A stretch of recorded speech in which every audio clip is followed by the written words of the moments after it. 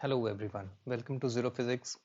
यहाँ पे हम फिज़िक्स के कुछ बेहतरीन सवालों को सॉल्व करते हैं जो कि PYQs हैं, यानी कि प्रीवियस ईयर क्वेश्चंस हैं। और प्रीवियस ईयर क्वेश्चंस में अगर फिज़िक्स को देखा जाए तो IIT से बेहतर सवाल तो कोई और हो नहीं सकता। तो यहाँ पे मैंने 1999 के IIT का क्वेश्चन लिया है जो कि इलेक्ट्रोस्टैट से है, और ये बहुत ही अच्छा और कंसेप्चुअल क्वेश्चन है जिसको अगर सॉल्व कर लिया जाए प्रॉपरली तो ये इससे काफ़ी कॉन्सेप्ट की क्लैरिटी होती है, राइट। तो हम ये क्वेश्चन देखते हैं। An elliptical cavity is carved within a perfect conductor. तो यानी कि ये जो कंडक्टर है वो परफेक्ट है और ये एक कैविटी है। A positive charge Q is placed at the centre of the cavity. एक चार्ज यहाँ पे रखा गया है।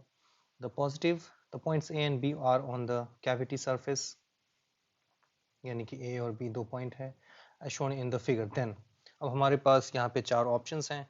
Electrical field near A in the cavity is equal to the electrical field near B in the cavity। ठीक है, पहला option हम देख लेते हैं। सेकंड है charge density eight A is equal to charge density eight B, तो ये दूसरा हो गया। Potential at A equals to potential at B, ये तीसरा। And total electric flux through the surface of the cavity is Q by epsilon naught, right. तो दो जो सबसे इम्पोर्टेंट चीज़ है वो ये है यहाँ पे कि एक परफेक्ट कंडक्टर है। ये जो बॉडी है, ये जो होल बॉडी है, this body is perfect conductor, और इसके अंदर एक कैविटी है। तो आपने इलेक्ट्रोस्टैट में पढ़ा है कि किसी भी परफेक्ट कंडक्टर के इनसाइड में कोई चार्ज नहीं होता। कोई चार्ज नहीं होता मतलब नेट चार्ज जो होता है वो होता है ज़ीरो। ठीक है, नेट चार्ज का मतलब है कि जितना पॉजिटिव होगा उतना ही नेगेटिव भी हो जाएगा, तो नेट जीरो हो गया। जैसे कि कैविटी के अंदर सपोज हमने अगर क्यू रख दिया है तो इसके अराउंड भी नेगेटिव चार्ज की एक ऐसी एक बाउंड्री बन जाएगी जो कि क्यू के बराबर हो जाएगी, और फिर वो न्यूट्रलाइज हो जाएगा, यानी कि इनसाइड जो है नेट चार्ज हो जाएगा वो जीरो। तो नेट चार्ज जीरो होता है। ऐसा नहीं कि सिर्फ चार्ज जीरो होता है, चार्ज तो कुछ भी हो सकता है, पर नेट चार्ज इज जीरो। तो किसी भी कंडक्टर के इनसाइड में नेट चार्ज है वो है जीरो, राइट।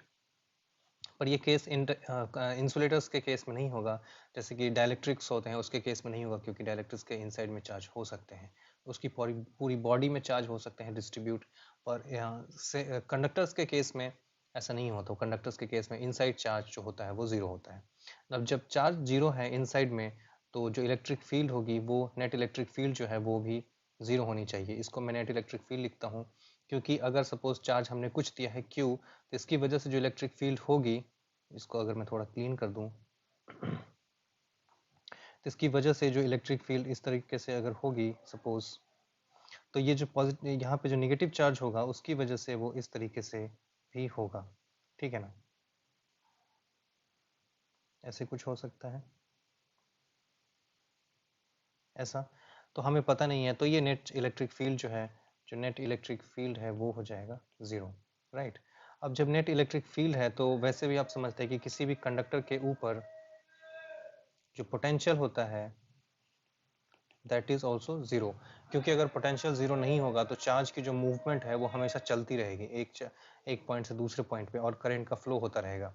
पर यहाँ पे कोई करंट का फ्लो नहीं होगा, इसलिए यहाँ पे इलेक्ट्रिक पोटेंशियल जो है वो भी ज़ीरो होगा। तो potential at A equals to potential at B, ये हम कह सकते हैं कि पोटेंशियल जो है वो सेम होगा किसी भी सरफेस पे। जैसे कोई कंडक्टर है, इसके ऊपर चार्ज हमने कोई रख दिया यहाँ पे और यहाँ पे, तो ये चार्ज जो है वो इक्वली डिस्ट्रीब्यूट हो जाता है। और अगर ये स्फेयर है, तो अगर ये स्फेयर है तो चार्ज इक्वली डिस्ट्रीब्यूट हो जाएगा, और इस तरीके से यहाँ पे जो पोटेंशियल है इसके सरफेस पे, इस बॉडी के सरफेस पे, वो हो जाएगा ज़ीरो, राइट। लेकिन अगर इसी सरफेस के ऊपर हमने एक, अगर सपोज ऐसे एक नुकीली चीज़ बना दी, लाइक ऐसे एक नुकीला सरफेस बना दिया, तो अभी नुकीले सरफेस पे चार्ज की डेंसिटी ज़्यादा होती है, राइट। क्योंकि यहाँ पे एरिया ज़्यादा है तो चार्ज की डेंसिटी यहाँ पे ज़्यादा हो जाएगी। तो इस नुकीले सरफेस पे चार्ज की डेंसिटी ज़्यादा होती है। To maintain the potential, equipotential surface बनाने के लिए यहाँ पे पोटेंशियल ज़्यादा हो जाएगा, चार्ज डेंसिटी ज़्यादा हो जाएगी, सॉरी। तो आप यहाँ पे देखिए कि ये जो है थोड़ा सा नुकीला सरफेस है, पर ये जो है यहाँ पे ये थोड़ा फ्लैट सरफेस है। तो चार्ज डेंसिटी ए और बी पॉइंट पे अलग अलग होगी। Charge density at A equals to charge density at B, ये गलत बात हो जाएगी, क्योंकि जब सरफेस अलग अलग है, क्योंकि इलिप्टिकल है, अगर ये स्फेरिकल होता तो चार्ज डेंसिटी दोनों पॉइंट पे बराबर होता, पर वैसा है नहीं, तो चार्ज डेंसिटी जो है वो अलग अलग होगी। पर जो पोटेंशियल है वो दोनों की बराबर होगी दोनों पॉइंट में, क्योंकि इक्वी पोटेंशियल सरफेस हो जाता है। चाहे वो कैसा भी सरफेस हो, वो सरफेस इक्वी पोटेंशियल ही हो जाएगा। Now electric field inside the cavity equals, एक पॉइंट पे जो है वो इक्वल होगा बी पॉइंट पे, तो इलेक्ट्रिक फील्ड जो है वो डिपेंड करता है चार्ज डेंसिटी पे। तो चार्ज डेंसिटी बी पे ज़्यादा होगी ए से, तो ऑब्वियसली हम कह सकते हैं कि बी और ए पे जो चार्ज इलेक्ट्रिक फील्ड है वो इक्वल नहीं होगा, दोनों पॉइंट पे अलग अलग होगा, राइट। तो यानी कि ए भी गलत हो गया। अब अगर हम सी को देखना में सही है, डी को देखें तो total electric flux through the surface of the cavity is zero.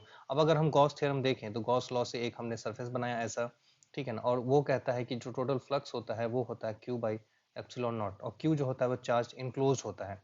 तो इतना जैसे ही हमने ये बनाया, ठीक है, तो चार्ज इनक्लोज जो है वो क्यू है, और क्यू बाई एप्सिलॉन नॉट इसका फ्लक्स हो जाएगा, टोटल फ्लक्स।